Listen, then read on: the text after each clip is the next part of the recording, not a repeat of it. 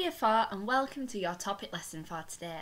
Our learning objective is to understand how fair trade helps to support tea growers, and we're going to be designing a fair trade tea party. First things first, I would like you to watch the video below and join Tanya on her travels to Kenya, so you're going to find out all about fair trade. Okay, so tea. After water, tea is the world's most popular drink. 70,000 cups of tea are drunk each second. Around the world, as many as 50 million people are involved in the tea industry. Many of these are in developing countries. Tea can be grown on large plantations or small-scale farms. Okay, so this is a very simplified tea supply chain and what it might look like.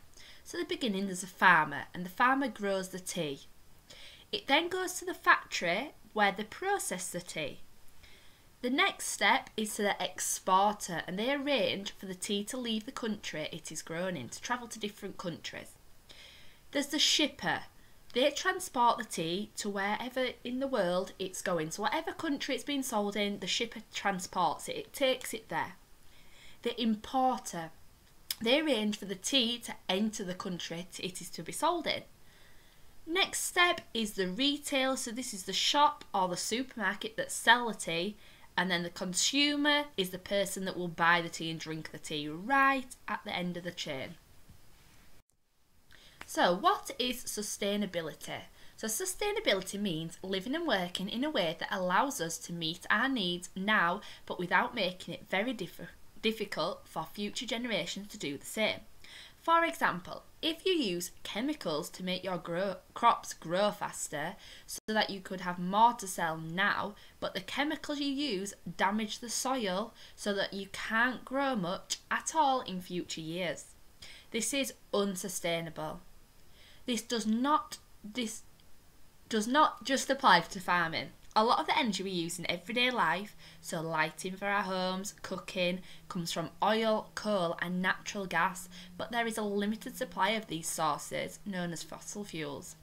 They are unsustainable and we can't use them once they've run out. So more sustainable sources of energy are solar power, wind power and tidal power. So if we try to use those types of energy, they're going to last and we'll have energy forever. If we're using fossil fuels, they're going to run out and then we won't have any to use. So what is a cooperative? A cooperative is when a group of people work together, all working towards the same goal. So you could describe a football team as a cooperative. So all of the players work together to win the games. So for farmers, it means joining up and working together as a group, a cooperative, so that they can take decisions together and share costs, profits and benefits, so all the money. There are several advantages to working in this way, especially if you and your neighbouring farmers have small farms. It means you can pay for things like fertilisers together and share the cost. It also means that when you sell your crops, you can sell together in larger amounts. And when bigger businesses want to buy your crops, it means you have more power to negotiate for a better price.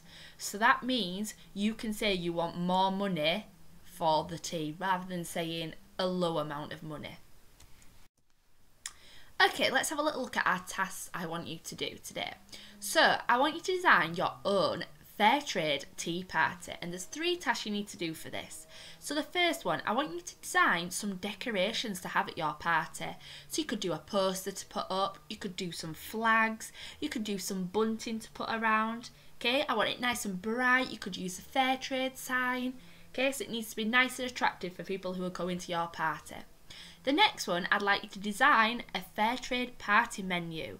So you need to think about what foods could you include that can be fair trade, okay? You need to write a list of ingredients, so what you're going to have at your little party. And then the last one is you need to create some invitations to people you want to come to your party. So like a party invitation, you need to think, who would you like to go to your party? And you need to write a little invitation about with their name, where it's at, what time it's at, and what maybe they need to wear, do they need to bring anything. So all of these things.